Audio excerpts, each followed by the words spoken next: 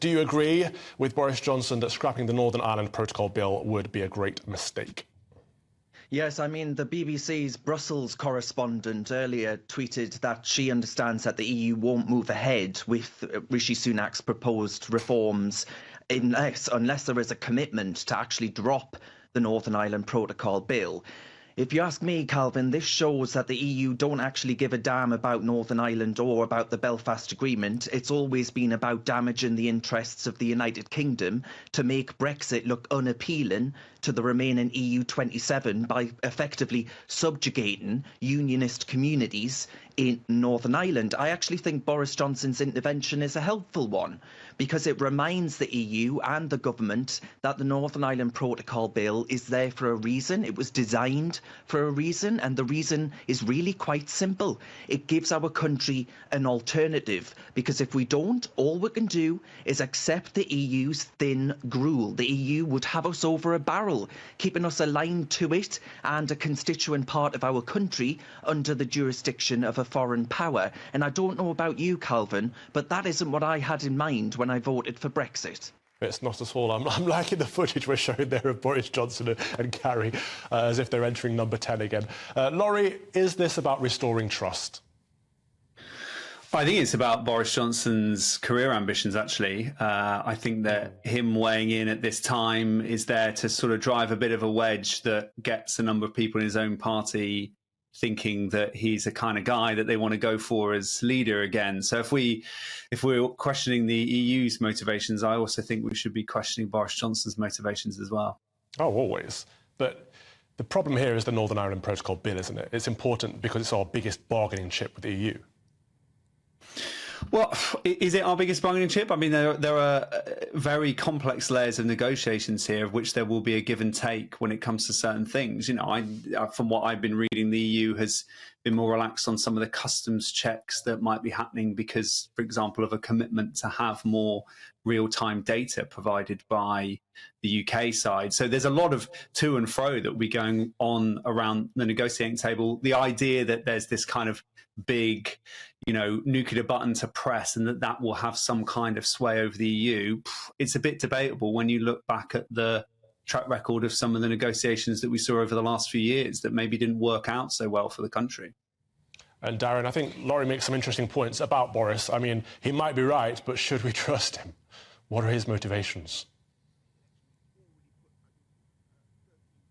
Darren Grimes. For a second that Boris Johnson is ultimately interested in Boris Johnson. But when you've got the likes of Ursula von der Leyen saying, well, actually, unless Rishi Sunak scraps this protocol bill, we're not going to go forward and give Rishi Sunak a few tweaks here and a few declarations there. Ultimately, Calvin, the problem here is that there shouldn't be any difference in the paperwork required between moving goods from Darlington to Dagenham than there is actually in sending goods from, say, Bristol to Belfast. There shouldn't be any difference there whatsoever. And I think I listened to the remarks there, and there is something to be said about Northern Ireland being a product of negotiation. I don't doubt that for a second. But with the current set of circumstance, with the Northern Ireland Protocol as it is right now, the only community that are getting what they want is the nationalist community. The unionist community, not a single unionist member of Parliament or the member of the Assembly, Stormont, supports the Northern Ireland Protocol. The nationalists want an open border, while the unionists don't want a border down the Irish Sea. That's all that they've asked for, Calvin. It isn't the Democratic Unionist Party that's asking for this. It is, as I say, not a single elected representative of any unionist party in Northern Ireland. Does that not tell you everything that you need to know? And that is the point, though, isn't it, Laurie? That we cannot have a border within our country. And our country is the United Kingdom of Great Britain and Northern Ireland. How can anyone be suggesting that that's a reasonable option? Yeah, of course, I sympathise with that view. I want the UK to be the full entity that it is and should be. But huge complexities were opened up when Brexit happened, and it requires a lot of complex negotiation, which will end up with compromises to try and make that work, which is, I'm sure, what we all want to make sure happens. And if we've just been seeing more pictures of Boris Johnson up there. One of the problems that we experienced when Boris Johnson was Prime Minister is that he seemed to have this huge disregard for those complexities. And it meant that, we're not talking about compromise that completely undercuts UK interests, not at all, but his desire not to go anywhere near that. And in fact, at times say that he was going to do one thing and then another thing happened. It's a level of unseriousness that doesn't work to handle what are hugely complex situations. But Darren, looking at the bigger picture here, it's not in the EU's best interest to make this work, is it? Because essentially the problem we're facing is because Great Britain is an island, right? But if a country within the continental Europe decides to leave the EU, let's think Italian Brexit or Itexit or whatever you want to call it, or the French or the Greek, whoever wants to leave, well, they'll have the exact same problem, won't they?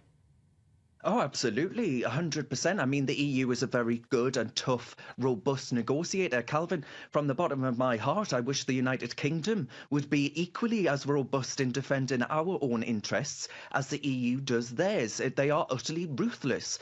But when you've got the High Court in Belfast concluding that the protocol doesn't put the people of Northern Ireland on an equal footing, that's their words, not mine, with those in the rest of the UK, that directly impacts and intervenes with the Act of Union. And if Rishi Sunak really is the Prime Minister of the United Kingdom of Great Britain and Northern Ireland, and let's not forget, the leader of the Conservative and Unionist Party, then he cannot support measures that directly impact and intervene with the Act of Union. It's in the EU's interest to keep us unable to diverge from the EU's rules and regulations. That's what they want. They are using Northern Ireland as a pawn in their game to keep the United Kingdom from being competitive from the rest of the EU 27. I think you don't have to be, Lord Alan Sugar to be able to call out that kind of negotiation, Calvin. It's pretty obvious to most people what's going on here.